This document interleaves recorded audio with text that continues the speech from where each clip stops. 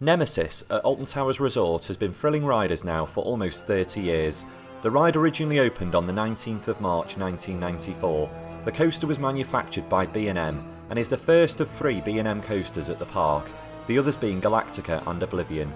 Nemesis has always ranked highly on the global coaster polls, originally being dubbed the world's most intense ride experience. Nemesis was and still is a very unique ride.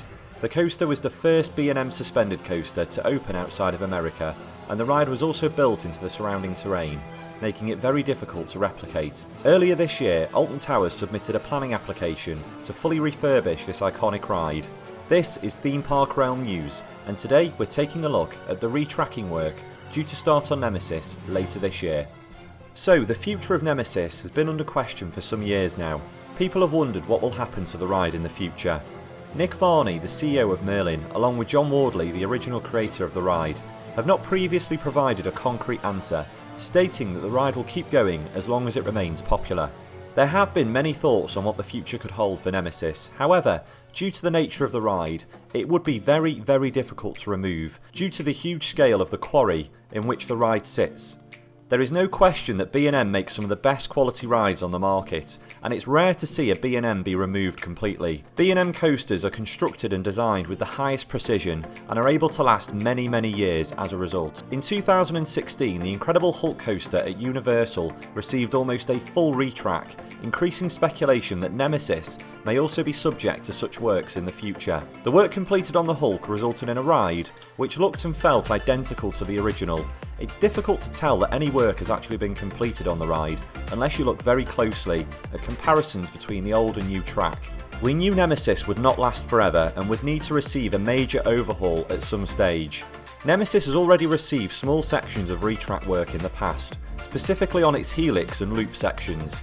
We also know that there is at least one support that's been replaced just underneath the loop on Nemesis. Over the years, it has become more and more common to see Nemesis being inspected from cranes and scaffolding during the closed season, and more recently even during the open season. You only have to ride Nemesis to realise how intense the ride is, especially given how tight the transitions in the track are. After many, many years of smooth operation, it was only a matter of time before it would need a large-scale overhaul. So in March 2022, Alton Towers officially filed a document asking for the council's approval for a certificate of lawfulness. These plans showed significant track replacement to the ride, as well as some very minor changes to the structure. The plan itself states that 73% of the Nemesis track layout will be totally replaced with brand new track. That's a total of 573 metres of the track itself. The maintenance work will also see the replacement of 76% of the ride supports, as well as strengthening works on many of the ride's foundations. It's noted that as part of the works, they will also be removing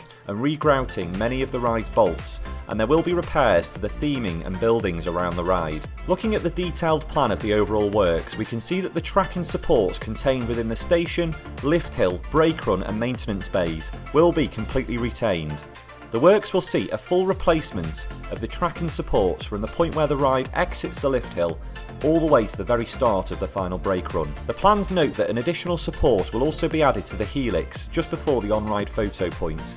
There is also multiple areas where it looks like they will be joining the existing foundations together to create a stronger base for the ride supports to sit on. The first tunnel on the ride will be completely retained, including the steel work. However, the tunnel just before the brake run will see some work done to the steel supports within. The photo unit, plaza area, queue line, maintenance building and maintenance access will not be impacted by the works, although as stated there will be minor cosmetic work to the station building itself. It's understood that the track will retain the same colour scheme and the same overall design. It's very unlikely that the general public will notice any difference to the appearance of the ride. The new track is nearly identical to the old track. We may see some slight changes to the joints in the supports where they connect to the track, and some of the box section may be slightly altered, as we did see this on the Hulk track replacement at Universal.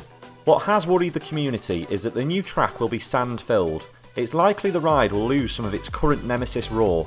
However, personally, I do think this is positive, as it will benefit the park when it comes to adding new attractions in the future. It will be a shame that the ride is quieter, but I'm not expecting a massive difference, especially if you're near the coaster while it's running. There have also been concerns around whether or not the trains are going to feature vest restraints. The plans don't actually cover the trains. However, we do know that B&M's newer style inverted trains are actually wider than the trains on Nemesis. Therefore, it would not be possible to implement the newer design trains without altering the station, brake run and maintenance shed. So we can be 100% confident that the train design will remain the same. However, it is very likely that the trains will be replaced. So you may be wondering, why did the park even need planning for these works? Well, it turns out they technically do not need planning for this work. The documents even use the recent Big One track replacement as an example, as this was completed without approval from Blackpool Council. The reason Alton Towers have taken this approach is due to the sensitive location of the site. And I believe they also wanted to make a point of the noise reduction, as these works are going to have a positive impact for local residents around the park. So the council have now confirmed Alton Towers do not need planning permission, and the works have been fully approved and endorsed. There are even a couple of positive comments on there from locals. I would recommend checking out the planning site for yourself. The documents can be found on the Staffordshire Moorlands Council website. It's currently unclear when the work on the ride will begin. However, we expect the ride will close early this year, ready for the existing track to be removed. What you may not know is that Nick Varney, the CEO of Merlin, actually announced earlier this year that he would be leaving the company after many years. Nick Varney was actually the marketing director at the park when Nemesis was originally installed. And it's true that this ride certainly means a lot to him. It was the ride that pushed his career forwards within Merlin, and I personally think these works have been pushed through by the man himself so that he can leave the company happy, knowing that Nemesis will continue to thrill riders for many years to come. So whilst there has been some panic and worry about how this might affect the Nemesis ride experience, I certainly think that this is the right thing for the park to do, with an ageing ride that really does deserve these works. As we've discussed, the track replacement doesn't really impact the ride experience at all, and the new track and supports are nearly identical to the original. In fact, the only real noticeable difference will be some small ground clearance and what looks like a repainted ride. I'm not doubting that the ride experience will be slightly altered, however, it will only make the ride feel brand new again, and I certainly don't think that's a bad thing. I'd be super interested to hear what people's thoughts are on this in the comments, so please do let me know what you think. If you did enjoy today's video, please don't forget to subscribe to the channel for more, and as always, thank you very much for watching. Phalanx was deployed to this location when excavations near the long-established Nemesis site revealed hidden cave systems extending for several kilometers below ground. Recent discoveries at this site have prompted Phalanx to upgrade its security status to Category 1.